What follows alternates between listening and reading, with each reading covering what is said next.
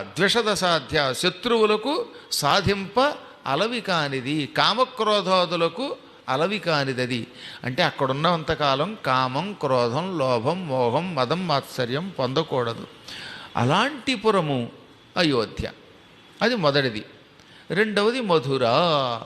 మధుర భగవాన్ యత్ర నిత్యం సన్నిహితో హరిహి.